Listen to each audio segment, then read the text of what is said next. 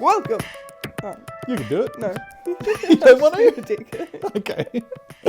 Welcome to episode 5 of the Pork Chop Express. I'm here with my lovely lady wife, Alice. So is that the name of the podcast now? Is like the official name is the Pork Is it a Chop good name? Express? Is it good, do you think? No? All right, well, I'll think of another one for next month. That's fine. Coming up, we have lots more audience feedback, some questions, what Alice is reading now, and in what amazingly nerdy way she organises it, and a possible new future feature for SPA, as well as, of course, what's coming up over the next month. So let's kick in immediately with some audience feedback, shall we? So first feedback from Slim Yin, Slim in. and this was on the sleepy version of Island of Dr. Moreau. Mm-hmm. $10 super thanks. Well, sorry, £10 £10. super thanks. £10! Thanks and thanks again was the comment that came along with it. So Fantastic. Love you're that. welcome. Love that. Over the last week, we put out dark screen versions for sleeping of most of our sort of best performing audiobooks, and I'll keep going with all the rest as we go on. Thank you very much for your super thanks. Slim Yin. Much appreciated. Thank you, Slim Yin. Next comment is from My Alt, and this was on 1984. This is 1,000 times better than the other ones I've seen where it's just TTS, text to speech. Mm-hmm. And there's sound effects. This has to be the only one with life in it. Lovely. That's great. Thank you. Thank you very much. Good. Next comment from Rob K, also on 1984. Steve, it happened again. I fell asleep last night listening to 1984 and woke up just in time to hear, "Come on, comrade, you must try harder. I'm 39 with 4 children and I can touch my toes. There's no reason why you can't." This is no way to wake up at 4 a.m. harassed by a party official. They're supposed to leave the proles out of their affairs, no? Yeah, that's right. That's right. Jet is very mean. She did that role very, very well. Yes. But I wouldn't want to wake up to hear her yelling at me to exercise harder either. Good point. Yes, keep politics out of our sleep, I say. Agreed. Yeah. I think we can all agree that that's a pretty firm statement. Keep politics out of our sleep. Yeah. Okay, next comment from Slizzard. Slizzard. Nice name. I like it, Slizzard. On Sherlock Holmes, A Study in Scarlet. Mm-hmm. It's a true skill to do an impression of a character's voice while also imitating another character. Thank you. I do remember this, actually. It's the Irish police officer whose name I cannot remember, or possibly the Welsh one. I did one of each. I can't remember which one was speaking. But he was talking about an interview that he had conducted, and he was doing an impression of another character within the impression that I was doing of that character. So, yeah, that was tricky. It took a few goes, I don't mind saying. It'd be fun to see like how many levels deep you could go. Like a character doing an impression of a character doing an impression of a character doing an impression. Like, yeah, I don't know. What a challenge. You'll have to write me a script. next comment from Anna Webb, my Your new best favourite. reading buddy. Yeah. I would love for you to keep up reading out questions with sillier and sillier accents. I apologise, I have not done silly accents today. But So we got more questions coming up later. Maybe you can do some of them in silly voices. oh, we'll see. I think I may have exhausted my repertoire already. I kind of came out of the gate a little too hard with my silly accents, and I've got nothing left. All right, so that's it for our feedback for this month. Let's move on to what are we reading, hey? And you've got something for us again this month? Many years ago, I bought a audiobook bundle. I think from Humble Bundle. Nice. They did like game packs and comic packs and book packs. Very cool. You know, you get like a whole stack of stuff, and it's kind of pay what you want sort of deal. And they do little incentives. So if you pay more, you get more stuff. You know, I think I got all my Shadowrun novels from there too. Yeah. One of those bundles. Yeah, I haven't actually looked at them for a while, but I remember quite a few years back they did a bunch of good ones that I bought. Yeah. And I got an audiobook bundle from them. I can't remember what the actual book I was wanting was. But anyway, along with this bundle came a book called Red Rising. I hadn't heard of it, hadn't heard the author, but, you know, I listened anyway and blown away. It was an awesome book. Fantastic. Right. But it was part of a trilogy. and only the first 2 books had been released. I kind of like to wait for a whole series before I start reading them, because otherwise you end up waiting years between books, or they don't get finished. And looking at you, what's his name, who's writing the Game of Thrones books and has recently said he doesn't think he's going to be able to finish it. If I could just throw in yet another Dark Tower reference. Right.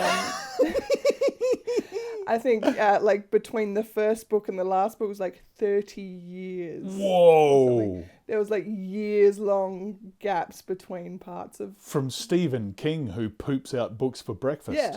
Oh my word. Yeah, one of the most prolific writers. He took 30 years to write this series. Wow. Yeah. There you go. So, wouldn't have started it if I'd known it was part of a trilogy. Yeah. But I did, and I enjoyed it. But luckily, I found that the 3rd book was not far off. And I didn't have to wait long at all. Nice. Read it, enjoyed it. Great little trilogy there. Years later, I find out he extended the trilogy.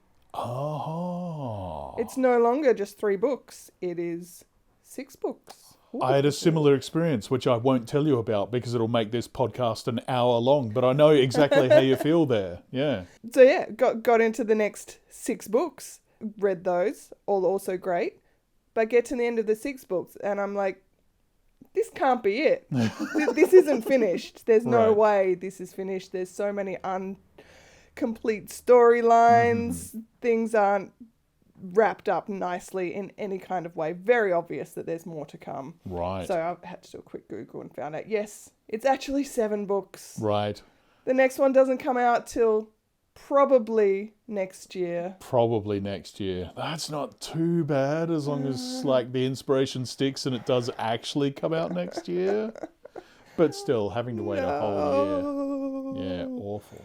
Awful. So, still waiting for book 7 of this. What I thought was just a book turned into a trilogy, turned into 6 books, turned into 7 books. Nice. Still, if the world is good, you've got to be enjoying it, right? Yeah. It's a very full on series. So it's sci-fi. Nice. Sci-fi. The series is called Red Rising, as is the first book in the series. It's written by a guy called Pierce Brown.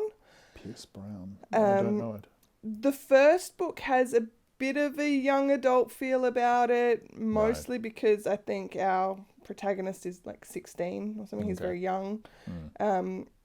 But overall, I would definitely not call it a YA series. It is not young adult. It is way too violent. Oh, nice.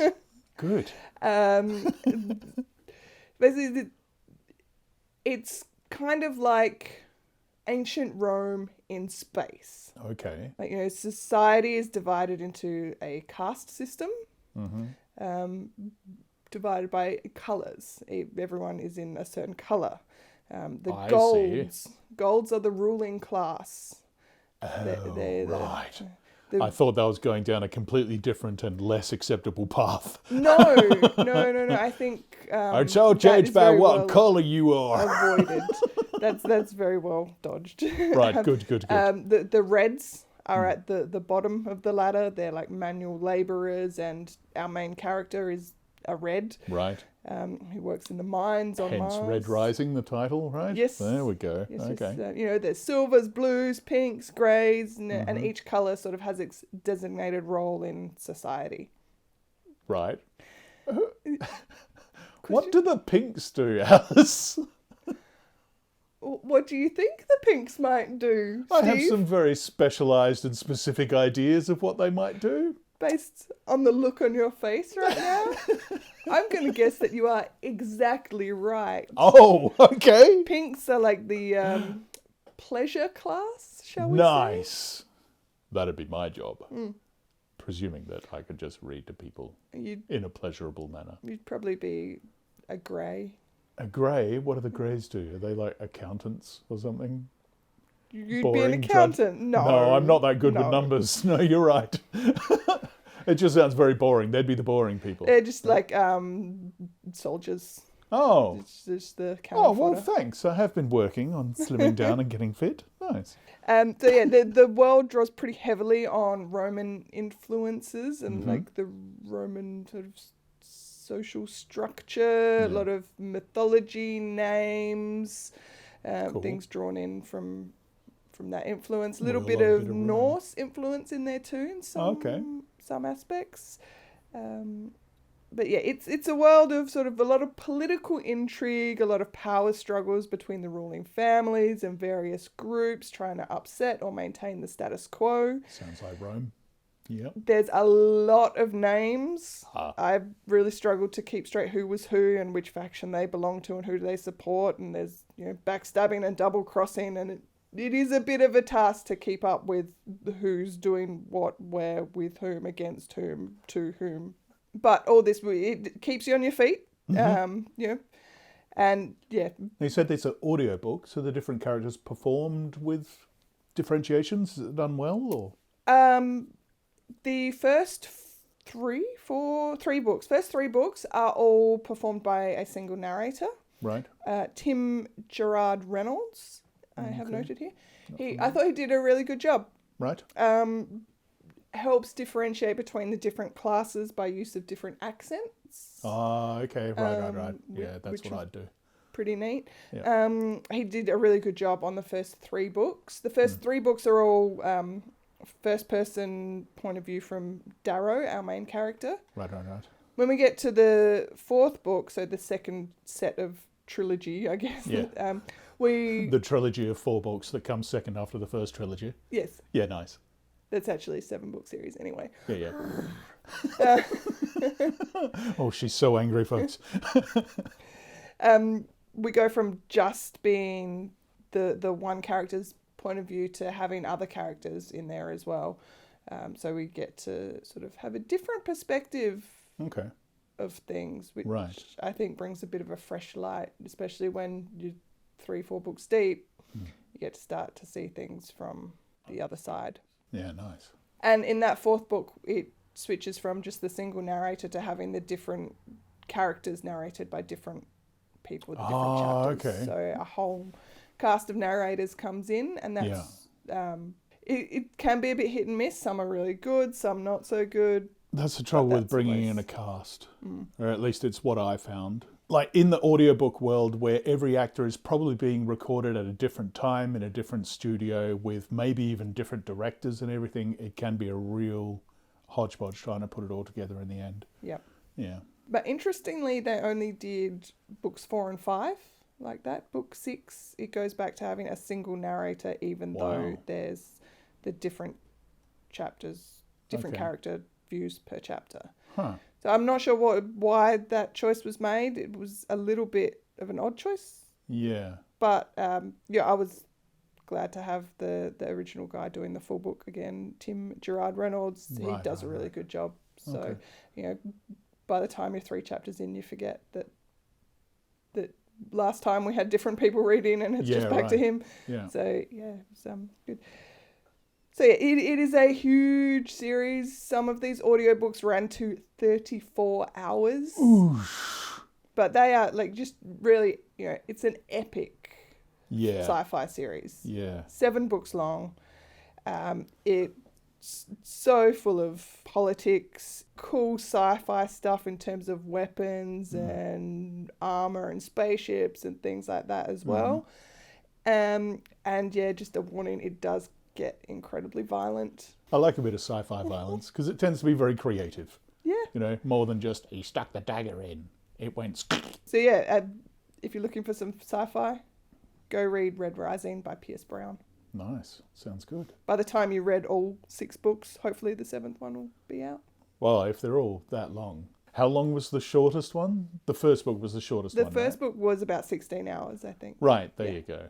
Now, one final point before we leave this section and move on to the next one. Alice?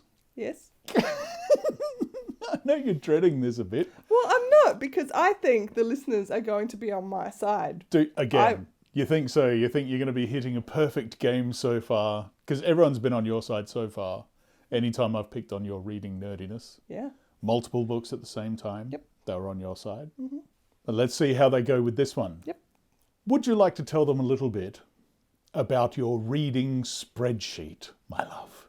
I would love to discuss my reading spreadsheet. I mean, you love spreadsheets for a start. Yes, I do. Yeah. I do enjoy a good spreadsheet. Yes. But I'm sure any serious reader out there needs some way. Ooh. Burn. Yeah, a bit of a burn there. Any serious reader who enjoys some organization in their life has some way to keep track of the books they've read, the books they're currently reading, Right. books they'd like to read in the future. And you have them all on a spreadsheet. A spreadsheet is the perfect way to do this. So you can mark off when you're done with things and what you're reading and that sort of stuff. Yes. Yeah. Well, I have one worksheet for the books I finished. Right. I like to record when I start them, when I finish them. Give them a bit of a rating, what genre they are, whether I read it in physical form or on an ebook or audiobook. Oh my God. I This is worse than I thought. then have a list of the books I'm currently reading, being a multiple reader, multiple Are they all books at a time colour-coded? reader. They're not color coded. No, that's They're not. You surprised me. Actually, I could color code. Oh no, I've introduced a new level. There's the rest of my day gone. I have a tab for the books I'm currently reading. Mm-hmm. I have a tab for TBR, to be read. To be read, of course. Yeah. I actually have 2 TBR tabs. One TBR tab for the books that I have access to, either because I own them already or it's at my library or Right. I can borrow it from someone. Mm-hmm. And then I have a TBR tab for books that I will need to purchase. So when it comes time to, I can buy a new book, I've got a Right. list right there, Okay. There you ready go. to go. I think you'll find this is not uncommon for people to have a spreadsheet for their reading, You think? for their books. Okay. Mm-hmm. Let us know, folks. Do you fall on Alice's side yet again? Are you all on Alice's side and I'm the weirdo? It's entirely possible. She's nodding. She's nodding hard. But she always says I'm the weirdo. All right, let's move on to our next section, which is what is coming up. Coming up in June, the writing competition, of course, is coming to a close. All the submissions must be handed in on the website at steveparkeraudiobooks.com/comps by the end of June. And this comp is up to 2,500 words, and your prompt is 50. Get your writings in for a chance to get an SPA audiobook produced from your writings to be played to the world, and win yourself a free audiobook of your choice from our collection. It's the first time we've given out a prize like that so far. Yeah, That's cool. good. I think that's a good idea. Yeah, well, we used to give out hats and stuff, but the company that does that stuff is terrible.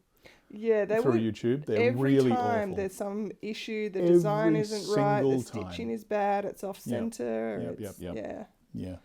So I'm not going to use them anymore. So we'll give out, an audiobook, a free audiobook. You tell us what you want from our lists, and you can get yourself a free copy.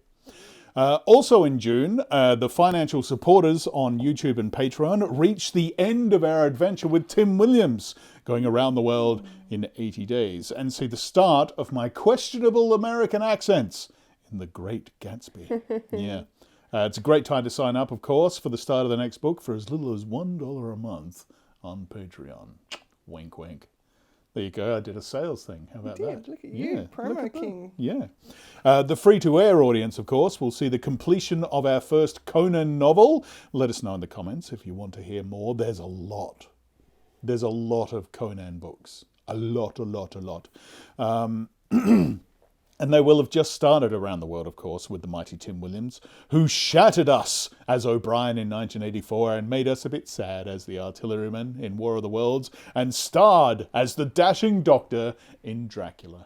On the topic of Dracula, it reminded me of Dracula Daily. I don't know if you've heard of this before, something I came across.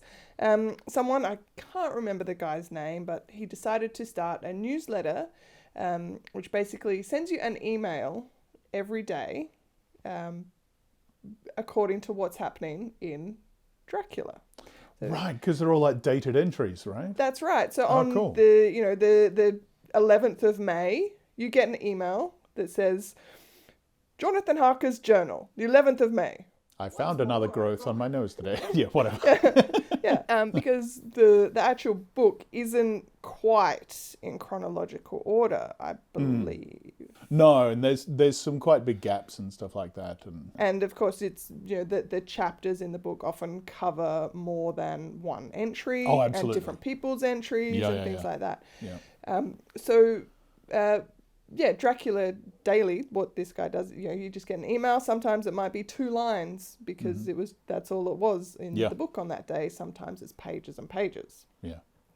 But anyway, I did reach out to this guy last year and said, hey, we could team up. You send out your emails and we could put like a link to the audiobook version in there. Sure. That'd be neat. Not everyone wants to read on a screen. Yeah. They might want to listen. Yeah. And he kind of came back and said, yeah, thanks, but no thanks. Right. However, it's public domain work. You can do what you want with it. Yeah, I think he actually said something like, I've actually kind of got something similar in the works. Oh, okay. I haven't seen anything like that pop up. Another person doing an audiobook recording of Dracula? Oh, I'm shocked. What? I'm shocked. But, the idea still stands. Putting it out there to the SPA audience, is there any interest in an audio version of something similar? Dracula delivered on the day that the journal entries happen. I don't really know how we would do that yet, whether it's like a specific Patreon tier or a newsletter sign up, a separate YouTube channel or podcast. It could be done. I just have to think about it. Yeah. But as you said, it's a lot of work to recut all those edits into the right order, the right size. It's doable. It's doable. It is. It'd be easier to do with the no SFX version, I think, but we could do it. Yeah. Yeah, it'd be fine. It'd be all right. So if there's interest in that kind of thing, we could figure out a way to make it happen.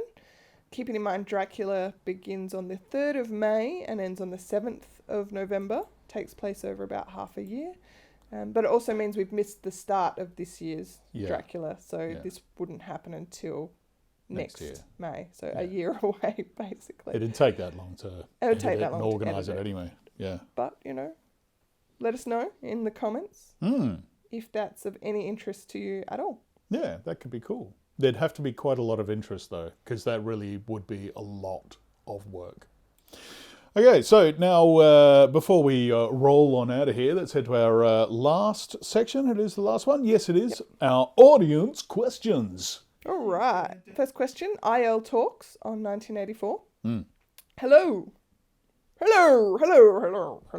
Doing accent? a voice? What am I going to do? For IL Talks. IL, let's say, the Irish League. So an Irish accent, please. An Irish accent. Top of the morning to you. That's right. Hello there. Hello. What does this mean in terms of remastered version of the book?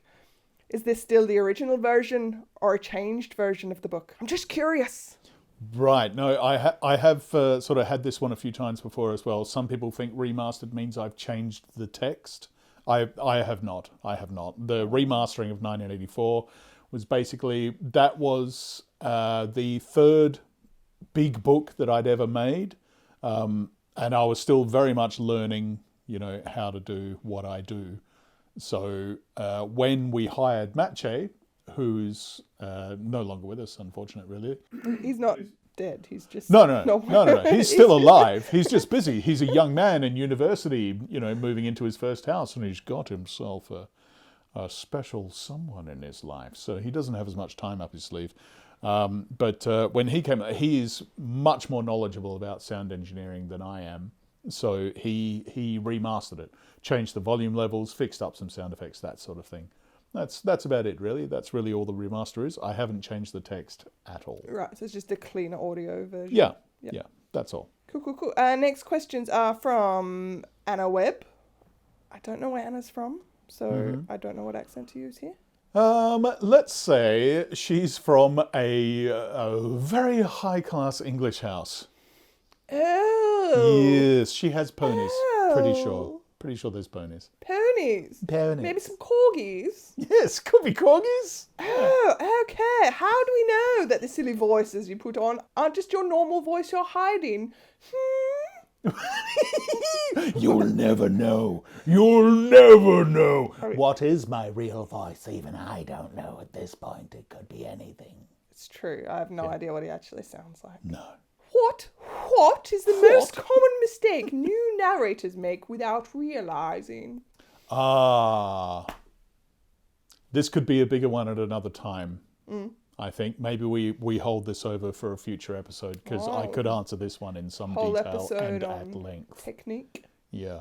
Cool. Bit like the favourite writers, Isaac Asimov, which I've been promising for a couple of episodes now. I'm like 1,000 words in and he just turned 5. So it's going to be quite big and it's going to take a while. Yeah. So we'll do that maybe next episode, I think. Cool. Would you ever think about doing Pinocchio? I adore the book and would love your version of it. Yeah, maybe so. I'd have a look at the legality and all that sort of stuff. If it's in the public domain, pretty sure it is. Yeah. Yeah, we can do that.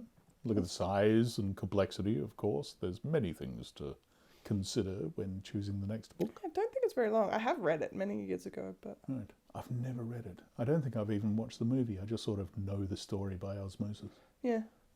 Are there any public domain books that you would actively avoid doing, and why? My initial reaction was, no, I'm an actor, I'll perform anything. But then I thought about it a little bit. There are some writings, because we do public domain works, that tend to be, quite old. There are differing sensibilities, ideas about certain things, and there's some writers who use some nomenclature that I would not be very comfortable with. Yes, so I'd probably not record them. That said, mostly because I try not to adjust the texts. If it's how it's been written, I try and leave it like that. But I have made some very small alterations in the text from time to time, just to bring it slightly more up to date. Yeah. So, yeah, there's certainly some books, but not many. Not many. Next question is from JD Mitch. Where's JD Mitch from?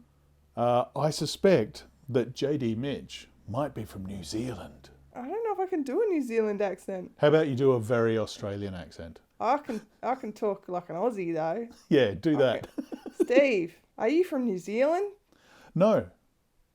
Thanks. No worries. No, I'm from Australia, of course. I was born and raised in South Australia.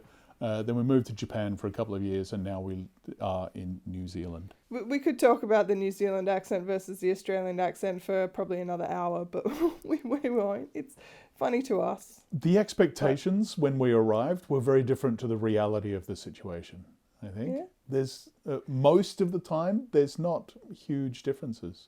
No, They pronounce their I differently. Yeah. Take it on the chun. Chun, yeah. Yeah, which is... While we've been at martial arts training, that's popped up a time or two. Well, shin and chin are words that pop up very frequently in Muay Thai. When you're lining up your Muay Thai kick, try and get your shun right on their chun. So that's funny to us because we're Australian. But other than that, no huge differences, really. I get caught out a little bit. There was, at work, something was happening at a place called Ellis Park. Right. And I kept hearing... Ellis Park? Oh, I thought people were saying my name. Alice Parker. Yeah. I kept going, what? Because I kept hearing Alice Park. Yeah, right. Yep. No, Ellis Park. There was that one time at the shops too, wasn't it? When what was that girl selling? A steak and pepper pie. Steak and pepper pie. And how did she pronounce it? Steak and pepper. That's right. And I was like, what the hell is that? I have no idea what you're saying. Pepper. Yeah. Cool. Last question. Brian Runyon. Where's Brian Runyon from? Long-time supporter. He's been around for a long time. Yep. Okay, cool. Brian Runyon. What is black screen for sleep? Yeah, he had no idea. He'd never come across this before. And neither had I. It's something I had not really thought about. But some people listen to my audiobooks when they're going to sleep on their phone. And of course, you can't turn off your phone or it stops the stream from YouTube. So they need it running all night. And when you've got a big bright thumbnail on the screen, it makes their room too bright. They can't get really comfortable and get to sleep. So, black screen for sleep. Good call. That was actually requested specifically by Alex Immortal. who has also been of some service previously in helping out the channel last year, I think it was. And we sent her some free stickers to make up for it. Who sends stickers, Stephen? Who doesn't like some stickers, though? What is a helpful young woman going to do with some Steve Parker audiobook stickers? I think that was a tremendously shitty gift that I sent to the other side of the world. Why? Why would I do that? Nah, stickers are cool. If you'd like a sticker, then write it. You can buy them for like $6 or something on the website, I think. Anyway, so that's it for this episode, I think. We'll be back with more next month. Feel free to send in your favourite audiobooks and your readers and your comments, complaints and questions about SPA projects, and we'll endeavour to get to them all. Thank you, everyone, for your continued support. It really does mean a lot to me, and I would like to thank a few folks by name. Lisa, Jocelyn, Alice, Ewan, Tim, Colin, Christian, and Nathan on Patreon, who have all been financial supporters for a long time. And YouTube members are... It's just 3 A's, so I don't know how to pronounce that. I like to think it's more of like a... like a scream into the void. Yeah, great. And Houston, Megavid, Eos, and Jean, thank you all for generously supporting the arts that you love. I'm very proud that I'm one of them. That's pretty awesome. All the best from me and mine to you and yours. We'll see you next time for episode 6. Bye. Bye. Bye. Bye now.